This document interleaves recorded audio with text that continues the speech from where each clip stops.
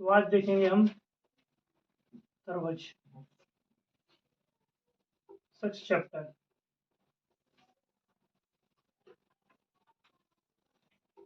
हमें त्रिभुज में ये समझना होगा सबसे पहले कि त्रिभुज जिसके अंदर 3 भुजाएं होती हैं और 3 कोण होते हैं उसे हम त्रिभुज कहते हैं। ठीक है, त्रिभुज में सबसे पहले हम जो हमारा क्लास 10th में त्रिभुज दिया हुआ है उसमें हम सबसे पहले देखेंगे समरूपता और सर्वांग समता। ठीक है, हम समरूपता और सर्वांग समता की परिभाषा को समझेंगे। तो यहाँ पे हम चित्र के माध्यम से यहाँ पर देख सकते हैं कि ये हमारा समरूपता का चित्र है और ये सर्वांग समता का चित्र है। समरूपता का अर्थ ये होता है कि जिसका भी समान चित्र हो, उनके माप समान ना हो और उनका आकार समान हो। ठीक है, इनका माप समान ना हो परंतु आकृति समान हो तो उसे हम क्या बोलते हैं, समरूप। परंतु यदि उनका माप भी समान हो और उनकी आकृति भी समान हो तो उसे कहते हैं हम सर्वांग। उदाहरण के स्वरूप जैसे कि ये एक वृत्त दिया हुआ है जिसकी त्रिज्या 4 सेंटीमीटर और ये वृत्त दिया हुआ है एक, इसकी त्रिज्या 6 सेंटीमीटर है। तो ये हमारा क्या होगा, आकृति में तो समान है वृत्त और वृत्त, परंतु इसकी त्रिज्या 4 सेंटीमीटर है, इसकी 6 सेंटीमीटर है, इसके माप समान नहीं है, अतः ये क्या हो जाएगा, समरूप। दूसरा चित्र ये है कि ये भी वृत्त है और ये भी वृत्त है, मतलब कि आकृति समान है, इसकी भी त्रिज्या 4 सेंटीमीटर, इसकी भी त्रिज्या 4 सेंटीमीटर है, तो ये क्या हो जाएगा, सर्वांग सम। इसी प्रकार से हम त्रिभुज के रूप में देख सकते हैं, इसी प्रकार से हम आयत के रूप में देख सकते हैं, हम सभी रूपों में इसे देख सकते हैं।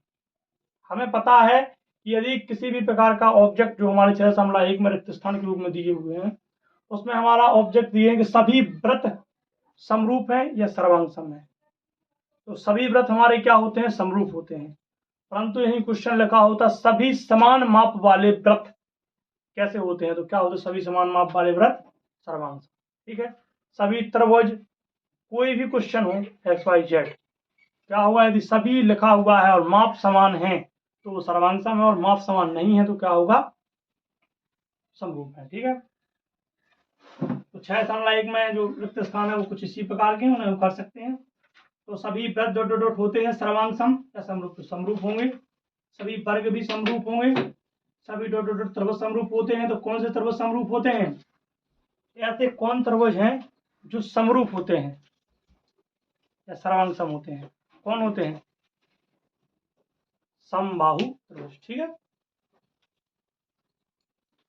ऐसे ही हम इसमें दूसरे क्वेश्चन में समरूप आकृतियां और ऐसी आकृतियां जो समरूप नहीं है, तो समरूप आकृतियां का उदाहरण ये है, जैसे कि ये वृत्त जिसकी 4 इसकी 6, ऐसे ही हम एक आयत मान लें जिसके माप अलग अलग हों। ठीक है, ऐसे ही हम कुछ भी मान सकते हैं, तो ये क्या हो जाएगा, समरूप।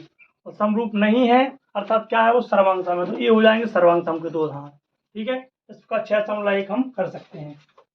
इसके बाद हम जाएंगे 6.2 में।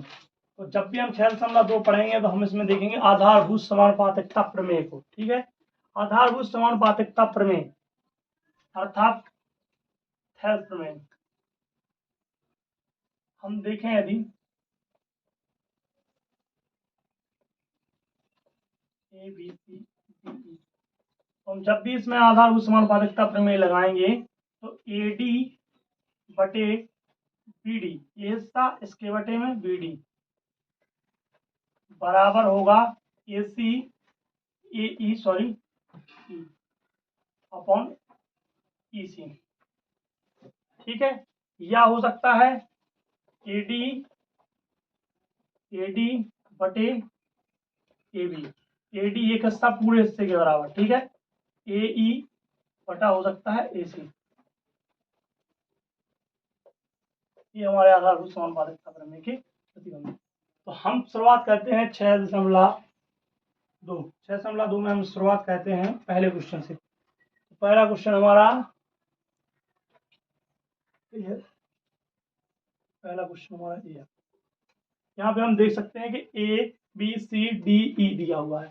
AD का मान हमें 1.5 सेंटीमीटर दिया हुआ है और BD का मान 3 सेंटीमीटर दिया हुआ है, AE का मान 1 सेंटीमीटर, EC का मान हमें फाइंड करना है। ठीक है, तो त्रिभुज ABC में DB समांतर है BC, जो DB है DB डी बी, वो समांतर किसके है, बी सी के, ठीक है। आधारभूत समानुपातिकता प्रमेय लगाएंगे। आधारभूत समानुपातिकता प्रमेय जब हम लगाएंगे तो हमें पता है कि एडी डीबी के में है और एई ईसी के बटे में, ठीक है। ये दोनों क्या हो जाएंगे, समान। तो एडी बटे डीबी बराबर एई बटे ईसी, ठीक है। एडी का मान कितना दिया हुआ है, 1.5 सेंटीमीटर, डीबी का मान 3 सेंटीमीटर, एई का मान 1 सेंटीमीटर, ईसी का मान फाइंड करना है, ठीक है। तो ईसी अब हम क्या करेंगे, इसका होना इसमें और इसका होना इसमें, ठीक है। तो 1.5 एकम 1.5 ईसी, ठीक है। 1.5 ईसी आ जाएगा, 3 का होना 1 में और 3 एकम 3, ईसी यहीं छोड़ेंगे, गुणा में इस साइड भाग में आ जाएगा, 1.5 का भाग 3 में देंगे, क्या होगा, 1.5 दूनी 3, कितना निकला, ईसी का मान 2। तो हमारा ईसी का मान कितना निकला, 2। इसी तरीके से हम पहले के जितने भी क्वेश्चन हैं, पहला दूसरा सॉल्व कर सकते हैं। इसके बाद हमारा दूसरे का जो पहला क्वेश्चन है वो भी कुछ इसी तरीके से हल होगा, दूसरा तीसरा, और तीसरा क्वेश्चन वो डिफिकल्ट है, वो कुछ इस तरीके से हल होगा। पीई बटे पी क्यू बराबर क्या हो जाएगा, 0.18 1.28। इसमें हमें ये सिद्ध करना है बराबर है या बराबर नहीं है। तो पी बटे पी क्यू हो जाएगा, 0.18 दिया हुआ है पी का मान, पी क्यू का मान 1.28 दिया है, ठीक है। तो क्या करेंगे, इनको हम बदलेंगे संख्या में, तो दशमलव हटाएंगे 18 हो जाएगा, दशमलव हटाएंगे 128 हो जाएगा, 2 का भाग देंगे 2 नम 18, 2 का भाग देंगे 64, 9/64। पी एफ का मान 9 पहले से दिया है, एफ आर का मान 64 दिया है, तो 9/64 बराबर 9/64, अर्थात की पीई अपॉन पी क्यू बराबर पी एफ बटे एफ आर है, तो क्या है, ठीक है। ये हमारे दूसरे क्वेश्चन आएंगे। इसके बाद हम देखते हैं तीसरा क्वेश्चन। तीसरा क्वेश्चन ऐसा क्वेश्चन है जिसमें पूर्ण रूप से आधारभूत समानुपातिक प्रमेय का ये हुआ है। इसमें हमें क्या करना है, सिद्ध करना है। जो भी सिद्ध करने वाले क्वेश्चन होते हैं उनका आंसर क्वेश्चन के अंदर स्वतः ही मिल जाता है। आकृति एल एम समांतर है सी बी, ये चित्र दिया हुआ है। जो एल एम है हमारा, एल एम वो क्या के समांतर है, एल एम किसके समांतर है, हमारा ए बी के, तो ए और बी है, इसके समांतर है, ठीक है। और ए एन समांतर किसके है, ए एन किसके, ए डी के, क्योंकि ये है, ठीक है। इसको हमें क्या करना है, सिद्ध करना है। हम जब इस चित्र को देखते हैं तो हमें एक चीज समझ में आ रही है कि इसमें 2 त्रिभुज बन रहे हैं, त्रिभुज ए बी सी में और त्रिभुज ए सी डी में। एक तो बन रहा है ए बी सी और एक हिस्सा बन रहा है ए सी डी। 2 टुकड़े हो सकते हैं इसके, एक ऊपर का हिस्सा एक नीचे का हिस्सा। तो ऊपर का हिस्सा ए बी सी हो जाएगा, नीचे का हिस्सा ए सी डी हो जाएगा, ठीक है। तो हमें ज्ञात है, हमें ये लिखना है एल एम समांतर सी बी, एल एन समांतर सी डी, हमें प्राप्त है, ठीक है।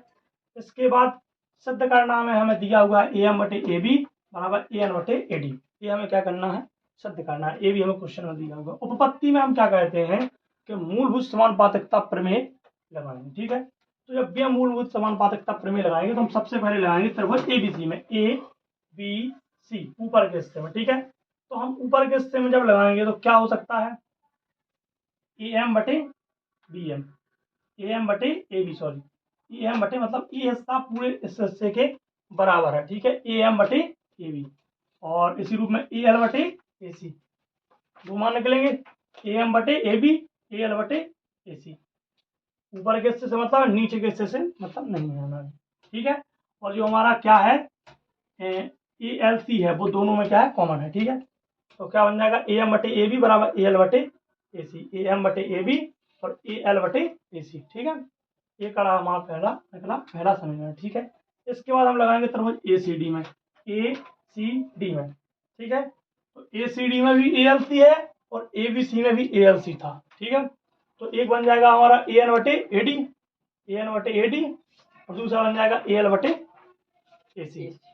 तो हमारा ए एल बटे ए सी क्या है, दोनों में कॉमन है, तो खत्म हो जाएगा। हमारा निकलेगा ए एम बटे ए बी बराबर ए एन बटे ए डी। यही हमें सिद्ध करना था, हमारा सिद्ध हो गया। बहुत ही सिंपल साधारण क्वेश्चन है, इनको आराम से हल किया जा सकता है, ठीक है। इसके बाद हमारे तीसरे के बाद चौथा, पांचवा, छठवां जितने भी क्वेश्चन है बहुत ही सिंपल है, उनमें कोई कठिनता नहीं है, उनको हम हल कर सकते हैं। जैसे कि जो हमारा चौथा क्वेश्चन है, आकृति 6.19 में डी ई समांतर है ए सी और डी एफ समांतर है ए ई। तो इसमें हमें कुछ नहीं करना है, यहाँ पे हमें मतलब जो अभी तक हमें दिया जा रहा था कि डायरेक्ट सॉल्व करना है, लेकिन इस बार हमें डायरेक्ट सॉल्व ना करते हुए इसमें एक स्टेप आगे जाके समांतर सिद्ध करना है। तो यहाँ तक हम उसको निकाल लेंगे, यहाँ तक। उसके बाद हम उसके क्या करेंगे, उसको रख देंगे जहाँ कहता मतलब जो भी उसमें दिया हुआ क्या सिद्ध करना है कि सिद्ध करना है पी एफ और ई एफ समांतर क्यू आर। जो अगला क्वेश्चन है 5वां, सॉरी 5वें क्वेश्चन में सिद्ध करना है ई एफ समांतर है क्यू आर। चौथा क्वेश्चन सेम इसी पैटर्न पे सॉल्व हो जाएगा। 5वां क्वेश्चन में क्या करना है ई एफ समांतर क्यू आर। तो यहाँ तक जब हम सिद्ध कर लेंगे तो डायरेक्ट उसके बाद हमारा क्या हो जाएगा, स्वतः ही ई एफ समांतर हो जाएगा क्यू आर। यहाँ के मान निकलेंगे वो उसको समांतर प्रतिच्छेद कर रहे होंगे तो उनका मान हम ई एफ समांतर क्यू आर सॉल्व कर देंगे। 6वें क्वेश्चन में इससे हम पैटर्न रहेगा। तो 7वां क्वेश्चन है, 7वें क्वेश्चन में हमारी लगने लगेगी। ठीक है, 7वें क्वेश्चन को हम देखते हैं। 7वां क्वेश्चन, प्रमेय 6.1 का प्रयोग करते हुए सिद्ध कीजिए कि एक त्रिभुज की एक भुजा के मध्य बिंदु से होकर दूसरी भुजा के समांतर खींची गई रेखा तीसरी भुजा के समद्विभाजक कहती है। याद कीजिए कि आप इसे कक्षा 9 में सिद्ध कर चुके हैं। ठीक है, इसको हम कक्षा 9 में भी पढ़ चुके हैं। तो हम यहाँ देखेंगे A B C D E. ठीक है, ज्ञात हमें क्या है, त्रिभुज एबीसी में ए बी का मध्य बिंदु क्या है, डी है। ये हमें क्वेश्चन के अंदर पहले से दिया हुआ है। क्या है, एबीसी में ए बी का मध्य बिंदु क्या है, ए बी का मध्य बिंदु क्या है, डी। चित्र में भी हम इसके देख सकते हैं। ठीक है, सिद्ध करना है, क्या सिद्ध करना है हमें सिद्ध करना है कि त्रिभुज की एक भुजा के मध्य बिंदु से होकर, त्रिभुज की एक भुजा के मध्य बिंदु से होकर दूसरी भुजा के समांतर खींची गई रेखा तीसरी भुजा को समद्विभाजक कहती है। वो हम लिख लेंगे। ठीक है, क्वेश्चन में दिया है वही लिखना है। ठीक है, उपपत्ति में हमें क्या है, AC पर E इस प्रकार है, AC पर E इस प्रकार है, AC पर E इस प्रकार है, AC है E इस प्रकार है, DE समांतर है BC, DE समांतर है BC के, D BC के सामने है। ठीक है, तो यहाँ पे हम लगा देंगे मूलभूत समानुपातिकता प्रमेय। तो AD समांतर हो जाएगा AD बटे में क्या हो जाएगा DB बराबर क्या हो जाएगा AE बटे BC। ठीक है, समीकरण 1 बन जाएगा। परंतु AB का मध्य बिंदु क्या दिया हुआ है, D। यदि AB का मध्य बिंदु D दिया हुआ है तो AD बराबर क्या हो जाएगा हमारा DB। AD बराबर क्या होगा, AD जैसे यदि AB का मध्य बिंदु D है तो A हिस्सा और A हिस्सा आपस में क्या होंगे, बराबर होंगे। तो AD बराबर क्या होगा DB।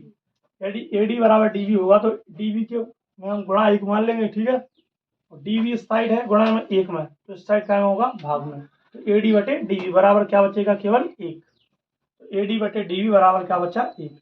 इसको मान लेंगे हम समीकरण 2। अब हम क्या कर सकते हैं कि जहां पे भी AD बटा DB लिखा वहां पे क्या लिख सकते हैं 1। तो इसका मान रखेंगे हम समीकरण 1 में। तो क्या हो जाएगा, AD बटे DB बराबर क्या होगा 1, तो यहाँ बचेगा AE बटे EC, अर्थात EC यहाँ का है भाग में, यहाँ का होगा गुणा में। तो EC बराबर AE, EC बराबर AE यदि सिद्ध हो चुका है तो E भुजा AC का क्या है, मध्य बिंदु है, यही हमें सिद्ध करना था। ठीक है, अतः सिद्ध होता है कि एक त्रिभुज की एक भुजा के मध्य बिंदु से होकर दूसरी भुजा के समांतर खींची गई रेखा तीसरी भुजा को समद्विभाजित करती है, अर्थात AC में E समद्विभाजित करती है। ठीक है, इस प्रकार से हम इसे सॉल्व कर सकते हैं। इसके बाद हम जो क्वेश्चन और हैं उन्हें भी हम देखेंगे। धन्यवाद। हो गई, देखेंगे 6.2 में जो क्वेश्चन था 8वां, उसको देखेंगे। ठीक है, 8वां क्वेश्चन है, प्रमेय 6.2 का प्रयोग करते हुए सिद्ध कीजिए कि एक त्रिभुज की किन्हीं दो भुजाओं के मध्य बिंदु को मिलाने वाली रेखा तीसरी भुजा के समांतर होती है। ठीक है, इसमें लगेगा हमारा लगभग प्रमेय का विलोम। ठीक है, तो ABC की भुजाओं AB और AC के मध्य बिंदु क्रमशः D और E हैं। त्रिभुज ABC ABC। ठीक है, पूरा त्रिभुज है ABC और उसके क्या है कि AB और AC का मध्य बिंदु क्या है, D है। ठीक है, ये क्या है D, जो क्या है मध्य बिंदु है, और यहाँ पे क्या होगा E। तो AC का मध्य बिंदु E है और AB का मध्य बिंदु D है। ठीक है, तो हमें सिद्ध क्या करना है, D समांतर BC। जो हमारी D है वो BC के आमने सामने है, मतलब समांतर है। ठीक है, तो यहाँ पे उपपत्ति करेंगे हम। उपपत्ति में चूंकि ABC में D भुजा AB का तथा E भुजा AC का मध्य बिंदु है, ये हमें पता है कि इसका D और इसका E मध्य बिंदु है, तो क्या हो जाएगा A हिस्सा और A हिस्सा बराबर, तो AD बराबर BD और AE बराबर AC। सिंपल। ठीक है, हम भी अब क्या करेंगे, AD बराबर BD AE बराबर C। समीकरण 1 से हम क्या करेंगे कि AD बटे BD बराबर 1 हो जाएगा। ये AD है और बी डी है, बी डी इस साइड आएगा, क्या हो जाएगा भाग में, बराबर यहाँ पे क्या हो जाएगा एक, तो क्या हो जाएगा ए डी बटे बी डी बराबर एक, समीकरण एक से। ठीक है, अब हम क्या कर सकते हैं, समीकरण दो से क्या कर सकते हैं, इसका मान, जो समीकरण दो से मान लो। ठीक है, इसमें क्या कर सकते हैं, मान रख सकते हैं। तो ए ई बटा सी, ए ई बटा सी बराबर क्या हो जाएगा एक, यहाँ पे एक बचेगा। ठीक है, तो यहाँ पे हो जाएगा ए बटा सी बराबर एक, जहाँ पे भी एक लिखा है वहाँ पे क्या लिख सकते हैं, ए डी बटा बी डी। यहाँ पे क्या हुआ, ए डी बटा बी डी बराबर ए ई बटा सी बराबर है एक। इस प्रकार क्या हुआ, सिद्ध हुआ। ठीक है, इस प्रकार त्रिभुज एबीसी में डी और ई क्रमशः भुजा ए बी और ए सी को समान अनुपात में विभाजित करें, इसलिए आधारभूत समानुपातिकता प्रमेय के विलोम से डी समांतर हो जाएगा बीसी, सिद्ध हुआ। ठीक है, इसके बाद हम 6.3 में प्रवेश करते हैं और 6.3 का उदाहरण 4 देखते हैं, जो कि बहुत ही महत्वपूर्ण सवालों में से एक है। ठीक है, आकृति 6.29, यदि पी क्यू समांतर है आर एस तो सिद्ध करें कि त्रिभुज पी ओ क्यू समरूप है त्रिभुज एस ओ आर है। ठीक है, तो हम क्या कर सकते हैं कि पूरा बन जाएगा पी ओ क्यू और ओ एस आर, ये क्या है पूरा। ठीक है, तो ये दो भागों में बांट सकते हैं हम, एक हो सकता है और एक हो सकता है, पी ओ क्यू हो सकता है और ओ आर एस हो सकता है। ठीक है, या आर ओ एस हो सकता है, दो त्रिभुज बन सकते हैं। ठीक है, तो ए वाला और ए वाला सीसामक कौन है, आमने सामने, तो क्या होगा समान होगा। ठीक है, तो क्या हो सकता है इसमें, हमें समानता कहना, पी क्यू समांतर है आर एस, मतलब पी क्यू समान है आर एस। ठीक है, आमने सामने है। ठीक है, समांतर, तो P O Q R O S समान होगा, जो ओ है वो दोनों में सीसा कोण है, तो इस साइड उस साइड क्या होगा समान, तो P O Q R O S समान है। कोण पी और कोण एस, पी और एस समान होगा। हमने बताया था कक्षा 6, 7, 8 की गणित में हमने देखा, 9 में भी देखा कि ये कोण और ये कोण क्या होता है, एकांतर कोण। तो ये क्या हो जाएंगे एकांतर कोण, एकांतर कोण कैसे होते हैं समान, और ये कोण क्या हो जाएगा एकांतर कोण, क्या होते हैं समान। तो पी और एस समान होंगे, क्यू और आर समान होंगे, तीनों तीन तरफ भुजा तीन कोण समान होगा, तो कौन सा प्रतिबंध लग जाएगा, कोण ए समरूपता, ए समरूपता, अर्थात त्रिभुज पीओ क्यू समरूप है और एस ओ आर, क्या हो गया सत्य।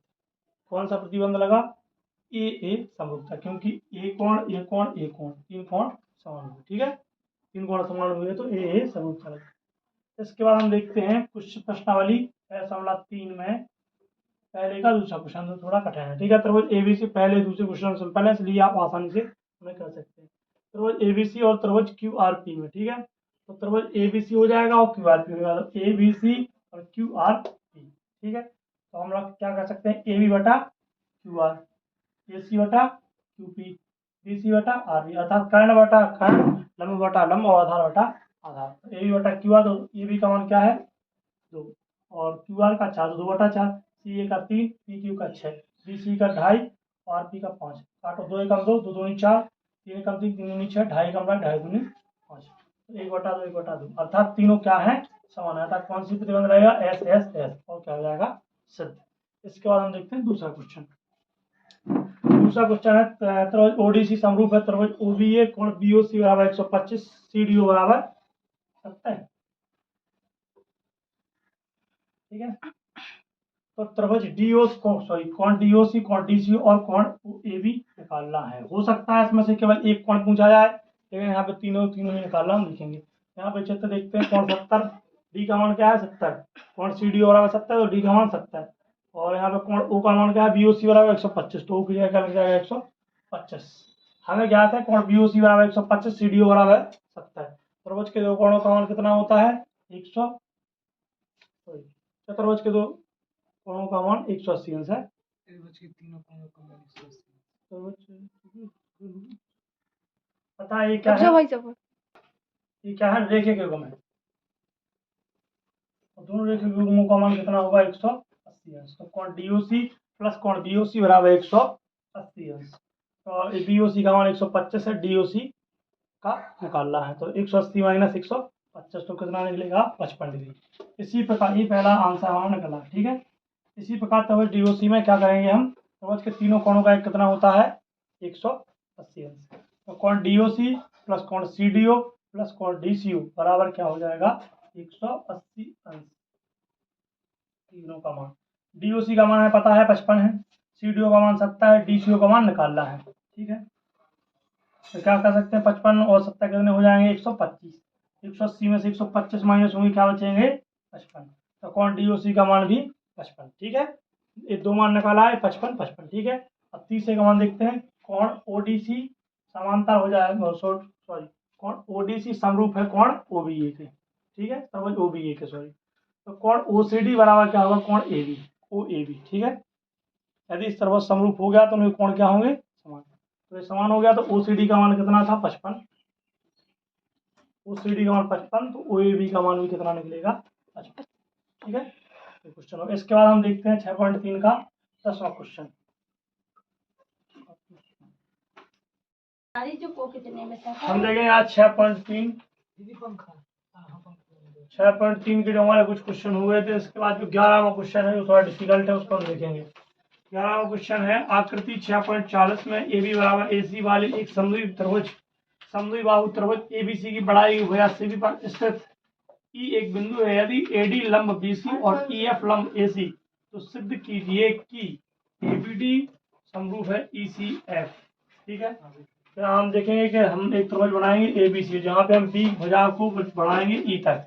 तो उसमें लिखा है जो B को हमने E तक बढ़ाया, तो E से F को जोड़ा, ठीक है। अब हमें क्या पता है, AB बराबर क्या है, AC, अर्थात AB बराबर AC, मतलब कि दो भुजाएं समान।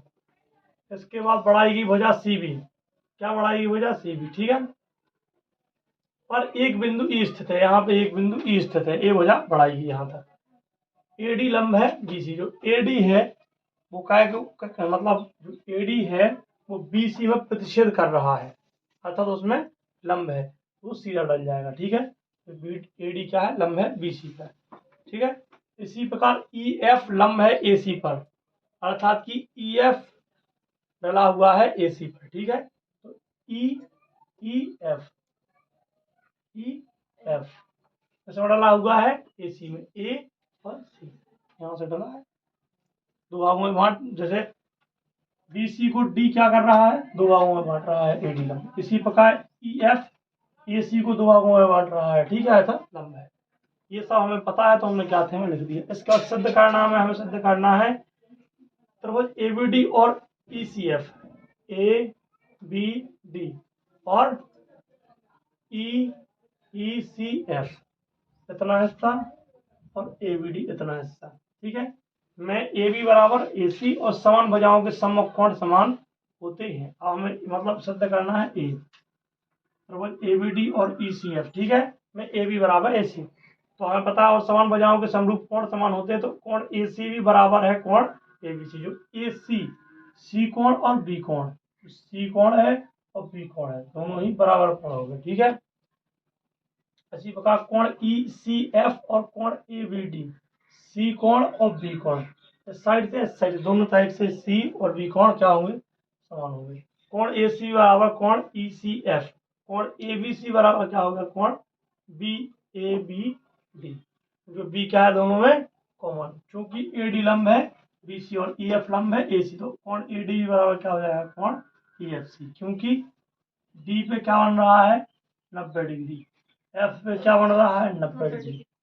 तो जब जिन पे भी दोनों 90 डिग्री के कोण बन रहे हैं, तो क्या हो जाएंगे, समकोण, तो क्या हो जाएंगे, समान।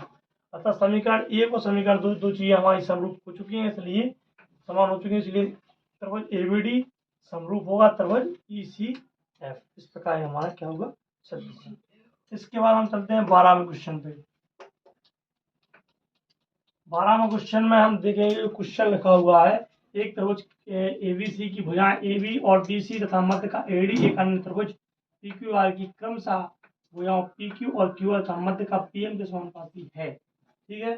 तो ये जो चीजें हैं वो हम सब ज्ञात है, हमें लिख देंगे, क्या लिख देंगे, एक त्रिभुज है ABC है, जिसमें AB और BC मध्य का है, AD एक अन्य त्रिभुज PQR है, PQ और QR मध्य का है, PM के समानुपाती है। ये सब बातें हम क्या लिख देंगे, ज्ञात है हमें लिख देंगे, ठीक है। ज्ञात है के बाद हम सिद्ध करना में लिखेंगे ABC समरूप है PQR, ठीक है। तो ABC समरूप है PQR के। अब यहाँ से हमारा काम चालू होता है उत्पत्ति से, सिद्ध करना है और ज्ञात है हमें क्वेश्चन में ही प्रदत्त होता है, ठीक है। तो ABC में BD बराबर क्या होगा, 1/2 BC, ठीक है। जो BC होगा वो BD बराबर क्या होगा, 1/8 हिस्सा, ठीक है, वो क्या होगा BD का। तथा PQR में QM बराबर क्या होगा, 1/2 क्यू आर। ठीक है, अब पी ए बी बटे पी क्यू बराबर बी सी बटे क्यू आर ए डी बटे पी एम। तो ए बी बटे पी क्यू बराबर क्या हो जाएगा, 1/2 बी सी 1/2। जो ए बी है जो ए बी,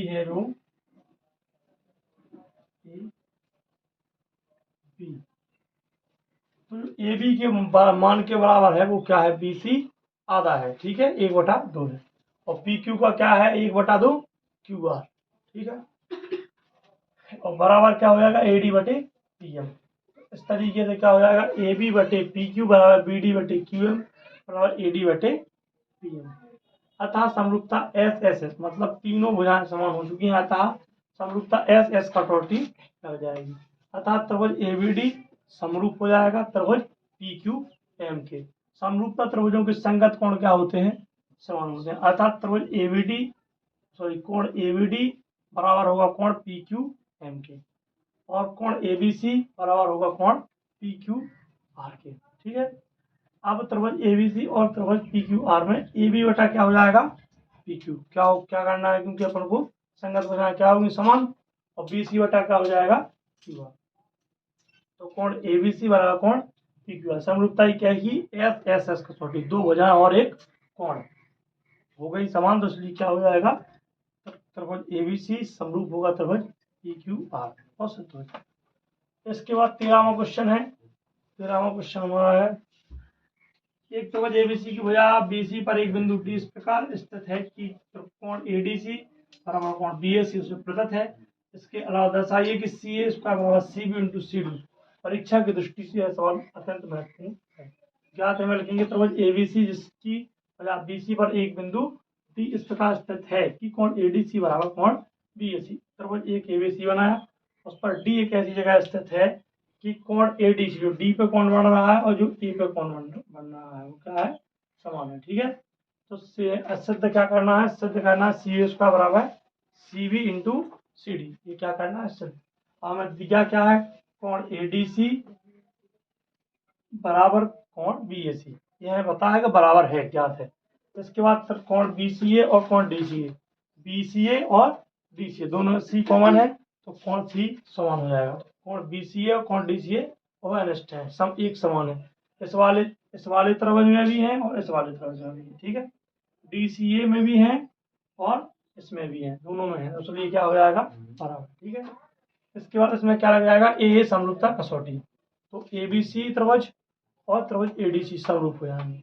ठीक है, और यदि दो त्रिभुज समरूप होते हैं तो उनकी संगत भुजाएं भी समानुपाती होती हैं। ठीक है, तो क्या होगा, सी ए बटे सी डी बराबर सी बटे सी ए। जैसे मान लो इसकी सी है, सी ए किसके बराबर होगा, सी डी के, और सी बी किसके बराबर होगा, सी बी किसके बराबर होगा, सी ए के। ठीक है, सी बी बराबर सी ए। ठीक है, तो सी ए बटे सी डी बराबर सी बटे सी ए। तो सी ए स्क्वायर बराबर इसका इसमें गुणा, इसका इसमें गुणा, सी ए करेंगे तो सी ए स्क्वायर हो जाएगा, यहाँ पर C B into C D आ जाएगा। यही हमें हल करना था, ये।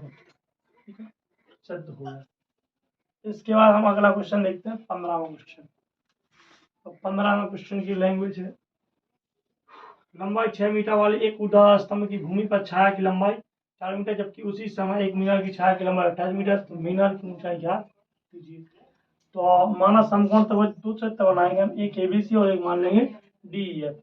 तो माना समकोण त्रिभुज एबीसी में क्या मान लेंगे हम, एबीसी माना तो ए बी का मान 6, बीसी का मान क्या मानेंगे 4, ए बी बराबर 6, बी सी बराबर 4। दूसरा समकोण बन जाएगा डीईएफ, इसमें ई डी का मान h हो जाएगा और ई एफ का मान क्या निकलेगा 28। तो अब हम क्या करेंगे, हल। त्रिभुज एबीसी और त्रिभुज डीईएफ पर करेंगे तो कोण बी और कोण ई दोनों ही 90 डिग्री के कोण है, अर्थात ये समान है। तो कोण बी बराबर कोण ई। ठीक है, और कोण ए बराबर कोण डी, कोण ए बराबर कोण डी। अर्थात समरूपता की ए कसौटी कोण कोण कसौटी लग जाएगी और ये क्या हो जाएंगे, समरूप। हमें पता है कि यदि समरूप त्रिभुज हो गए हैं तो उनकी संगत भुजाएं समानुपाती होती हैं।